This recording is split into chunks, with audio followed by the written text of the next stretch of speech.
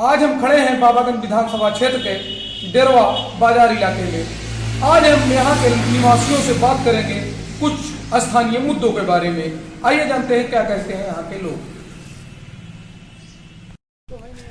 पहला प्रश्न आपसे है कि भाजपा का धार्मिक ध्रुवीकरण बनाम विपक्षी पार्टियों की जातीय गोलबंदी, कौन सा मुद्दा आपकी चुनाव में रहेगा प्रभावी? यहाँ ध्रुवीकरण की राजनीति सपा और भाजपा दोनों कर रही हैं। दोनों संप्रदाय की राजनीति पे आधारित इन दोनों लोगों की राजनीति है। दोनों मौसेरे भाई हैं। वो उनको सांप्रदायिक कहते हैं, वो उनको सांप्रदायिक कहते हैं। सब समाज की राजनीति जनसत्ता दल लोकतांत्रिक करती है। समाज के सभी लोगों को लेके अपने साथ चलने का मादा अगर है तो जनसत्ता दल में है। आपकी क्या राय है कि भाजपा का धार्मिक ध्रुवीकरण बनाम दूसरी पार्टियों की जातीय गोलबंदी, सपा भाजपा जो सपा है या बसपा है, एक पार्टी इसके ऊपर आरोप लगता है कि एक जात की राजनीति करती है, तो कौन सा मुद्दा प्रभावी रहेगा? देखिए, यहाँ ये बाबागंज है, हाँ, बाबागंज और कुंडा में जातीय ध्रुवीकरण नहीं है। यहाँ माननीय राजा भैया के कार्यकर्ता हैं। यहाँ बाबागंज विधानसभा में जो है माननीय विनोद सरोज जी पिछले बार की अपेक्षा भारी अंतर से चुनाव जीतेंगे। आप बताइए कौन सा मुद्दा रहेगा, भाजपा का धर्म चलेगा या दूसरी पार्टियों के जातिवाद? इसमें तो भैया केवल जो है अभी तो भाजपा विरोधी लहर चल रही है यहाँ पे, ठीक है। उसके बाद जो है साढ़ का मेन मुद्दा यहाँ साढ़ का है। लोग साढ़ से बहुत परेशान है, इसलिए परिवर्तन चाहते हैं। आपसे पूछिए अध्यक्ष जी, आप बताइए कि भाजपा एक तरफ धर्म का ध्रुवीकरण कर रही है, धर्मवाद का, और दूसरी तरफ जातिगत पार्टियां हैं जो है, सपा के ऊपर आरोप लगता है कि जात विशेष की पार्टी है, बसपा के ऊपर लगता है, तो कौन सा मुद्दा रहेगा? भाजपा को इससे लाभ होगा या हानि होगी? देखिए, भाजपा को यहाँ पर कोई लाभ नहीं होगा। अपने बाबागंज और कुंडा में यहाँ पर माननीय राजा भैया का सब चलेगा और यहाँ पर कोई जात पात नहीं है।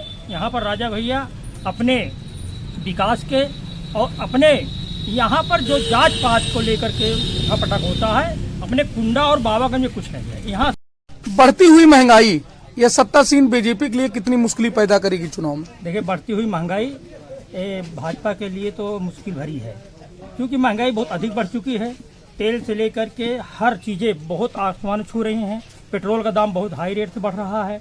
इसलिए भाजपा जो है नुकसान है, भाजपा का नुकसान होगा निश्चित।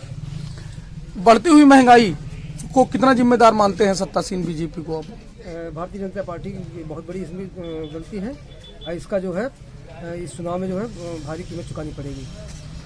बढ़ती हुई महंगाई किसको जिम्मेदार मानते हैं? इसकी देन है ये जो बढ़ी हुई महंगाई है, और सत्तासीन बीजेपी के लिए चुनाव में ये कितना लाभ और कितनी हानि का? ये भाजपा मेन मुद्दा महंगाई बेरोजगारी पे चुनाव नहीं लड़ना चाहती। ये चुनाव को घुमा के सांप्रदायिक करना चाहती है। जातीय ध्रुवीकरण के आधार पे चुनाव लड़ रही है। बाकी सबसे प्रमुख समस्या यहाँ की महंगाई और बेरोजगारी है, जिससे भाजपा जनता का ध्यान दूसरी तरफ डाइवर्ट करना चाहती है। हम बताइए, महंगाई का मुद्दा है। महंगाई तो भूल चुकी है, केवल हिंदू मुस्लिम की राजनीति कर रही है, इसी को अपना वोट बैंक को बना रही है। पहले मायावती की सरकार, फिर अखिलेश यादव की सरकार, अब योगी आदित्यनाथ की सरकार। किस सरकार में आपको सबसे बेहतर कानून व्यवस्था देखने को मिलती है? कानून व्यवस्था सबसे बढ़िया मायावती पीरियड में था, दूसरा अखिलेश के पीरियड में था। ये भाजपा में तो बहुत बड़ा नुकसान है। जात के हिसाब से इन्होंने जो है किसी को परेशान किया है पर्सनल, बाकी इनके यहाँ महंगाई वो उस पर कुछ नहीं है। आप बताइए, कानून व्यवस्था के मामले में कौन सी सरकार सबसे बेहतर? कानून व्यवस्था के मामले में तो योगी सरकार बेहतर है, लेकिन मायावती इनसे ज्यादा बेहतर थी कानून व्यवस्था। आप बताइए, कानून व्यवस्था के जो है मामले में कौन सी सरकार सबसे बेहतर है? कुछ हद तक भाजपा सरकार जो है कानून ठीक है, लेकिन इससे जो है बेटा जो है। आप बताइए, कानून व्यवस्था के मामले में कौन सी सरकार बेहतर है? कानून व्यवस्था के मामले में भाजपा सरकार अच्छी है। यहाँ पर कानून सही चल रहा है। कोरोना काल में सरकार ने कहा कि हमने बहुत बढ़िया मैनेजमेंट किया, लोगों को सही समय से दवा पहुंचाई, जांच करवाई, लोगों को पैदल आ रहे लोगों को उनको घर पहुंचाया, राशन दिया। तो आप सरकार के कार्य पे कितने, क्या आपकी राय है? अरे, कोरोना काल में तो लोगों को भिखारी बना दिया। 5 किलो राशन दिया, मसाला ये कैसे चले, सब्जी कैसे आए, ये तो भिखारी बना दिया। कोरोना काल में लोगों को पूरे हाथ में छोड़ दिया।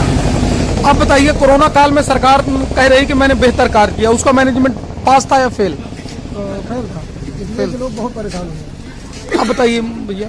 ये आकस्मिक घटना घटी, ये विश्वव्यापी महामारी के रूप में आई, लेकिन तत्काल में अच्छा मैनेजमेंट किया भाजपा। अब बताइए, कोरोना काल में बेहतर कार्य किया सरकार ने या जो है वो मैनेजमेंट में फेल रही? नहीं, देखिए सरकार 5 किलो राशन दे रहे गरीबों को तो सही है, लेकिन इसके साथ साथ जो है गैस की कीमत है, तेल कीमत है, तो बड़ी महंगाई चरम पर है ना, तो क्या लाभ है? गरीब परेशान है। नहीं, कोरोना के टाइम में जो सरकार को करना चाहिए था कार्य, जो उसने किया कि नहीं किया? जो दवा नहीं मिली, दवा नहीं मिला, लोग परेशान रहे। दूसरी तरफ में जाएगा। अयोध्या में श्री राम मंदिर का निर्माण शुरू हो गया है और भाजपा सरकार इसको भुनाना चाहती है चुनाव में। क्या इससे इसको भाजपा सरकार को लाभ मिलेगा? प्रदेश इससे भाजपा सरकार को लाभ मिलेगा। भगवान से कोई दूरी नहीं है, भगवान सारे लोगों के ईश्वर हैं। अयोध्या में मंदिर बनना चाहिए, बन रहा है, भव्य मंदिर का निर्माण हो रहा है। इससे जनता में उसका संदेश अच्छा गया है, इसका लाभ भाजपा को मिलेगा। आप बताइए, श्री राम मंदिर का निर्माण जो है अयोध्या में शुरू हो गया है और भाजपा सरकार इसे भुनाना चाहती है चुनाव में कि हमारी वजह से, तो क्या इसको लाभ मिलेगा भाजपा सरकार को? देखिए 100 करोड़ से अधिक जनसंख्या वाले हिंदुओं की भावना आस्था विषय है, मंदिर बनना चाहिए। क्योंकि इसमें मंदिर और मस्जिद से क्या लाभ है जो है?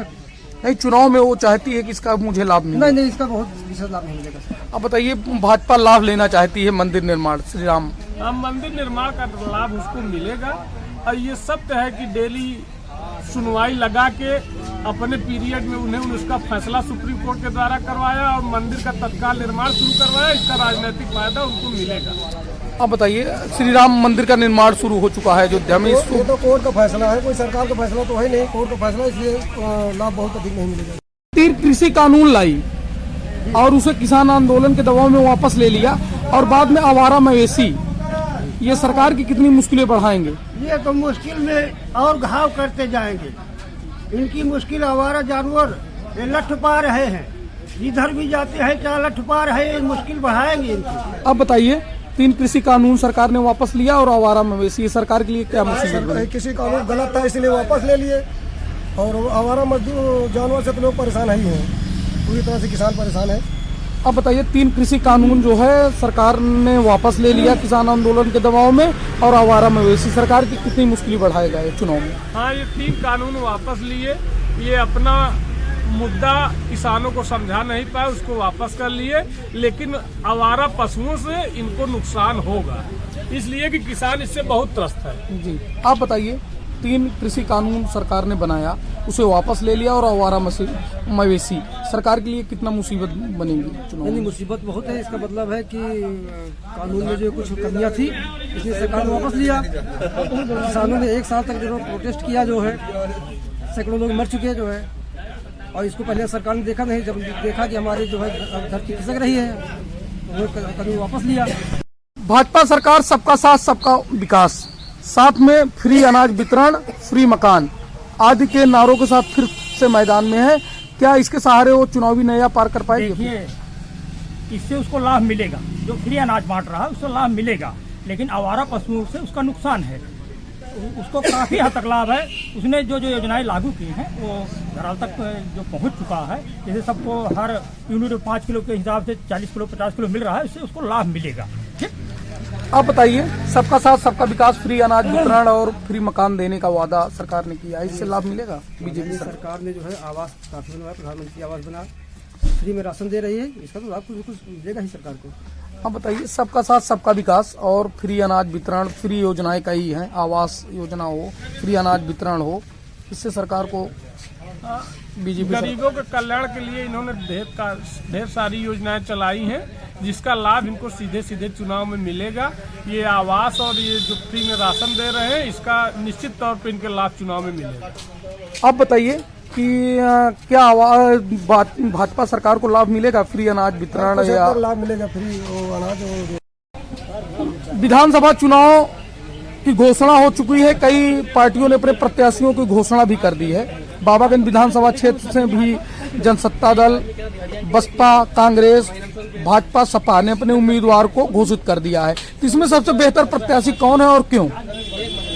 निश्चित रूप से जितने प्रत्याशी की अब तक घोषणा हुई है, उसमें सबसे बेहतर अगर कोई है तो जनसत्ता दल के विनोद सरोज जी हैं, जो यहाँ के क्षेत्रीय हैं, हर लोगों के सुख दुख में हमेशा शामिल होते रहे हैं, पहुंचते रहे। बाकी जितने प्रत्याशी हैं, ये चेहरा दल भले बदलता रहे, लेकिन चेहरा वही घूम फिर के कभी बसपा से आते हैं, कभी सपा से आते हैं। सिर्फ ये चुनाव पीरियड में 1 महीने के लिए आते हैं, उसके बाद न तो इनका कभी पता लगता है, न ये दोबारा दिखते हैं। इसलिए विनोद सरोज जी के सामने कोई लड़ाई में है नहीं। सबसे बेहतर प्रत्याशी कौन है? सपा अभी भाजपा तो एक ही जनसंघ? प्रत्याशी है और दूसरा कोई प्रत्याशी है ही नहीं है। नहीं, सभी ने घोषित कर दिया। और हाँ, लेकिन अभी स्टे हो गया, अभी प्रत्याशी क्लियर नहीं हुए हैं, लिस्ट में नहीं आया कोई जो अपने यहाँ के केवल एक प्रत्याशी। आप बताइए दादाजी, सबसे बेहतर प्रत्याशी कौन है? प्रत्याशी तो अभी यही है जो मौजूदा विधायक मौजूदा विधायक क्या नाम है? विनोद। आप बताइए, सबसे बेहतर प्रत्याशी कौन है आपके विधानसभा क्षेत्र में और क्यों? हमारे लोग ये माननीय विधायक जी जनता दल पार्टी के प्रदेश क्यों, अध्यक्ष आखिर क्यों? हैं। सर्वसुलभ सर्वमान्य है नेता हमारे यहाँ। हर छोटे बड़े चाहे जो भी कार्यक्रम हो, जो भी जिसके यहाँ कोई सुख दुख होता है, एक फोन पर माननीय विधायक जी हमारे पहुँचते हैं। सबसे बेहतर प्रत्याशी आप किसे मानते हैं? सपा भाजपा बसपा सब ने प्रत्याशी यहाँ घोषित कर दिया है। देखिए, सबसे बढ़िया प्रत्याशी विनोद सरोज जी हैं, जो कि हमारे यहाँ से 15 वर्षों से लगातार विधायक बने हुए हैं। उनका कोई जोड़ नहीं है, न उनके आगे जो भी प्रत्याशी घोषित हो रहे हैं उनका कोई एक ठिकाना है। आज हैं, कल नहीं रहेंगे। हारने के बाद, जीतने के बाद यहाँ कोई नहीं दिखाई देता है। जिस प्रकार से अभी अपने भाजपा के सांसद जी हैं, 7 वर्षों से लगातार यहाँ पर दिखाई भी नहीं दिए, न जनता में कोई उनका है। इसे विनोद से अच्छा कोई प्रत्याशी नहीं है। इनको हर वर्ग के लोग वोट दे रहे हैं। यहाँ पर कोई जात पात नहीं है, हिंदू मुस्लिम सारे लोग इनको दे रहे हैं। इसलिए सबसे अच्छे प्रत्याशी अपने विनोद सरोज जी हैं। बहुत बहुत धन्यवाद। अपने यहाँ सबसे बेहतर प्रत्याशी किसे मानते हैं आप? विनोद सरोज जी हैं, क्यों मानते हैं? क्योंकि सबके साथ देते हैं। बहुत जगह द्वार पे तो पूरा काम होता है, कोई ऐसा काम नहीं है जो रुके। आप बताइए, सबसे बेहतर प्रत्याशी कौन? बताओ, हम समझा।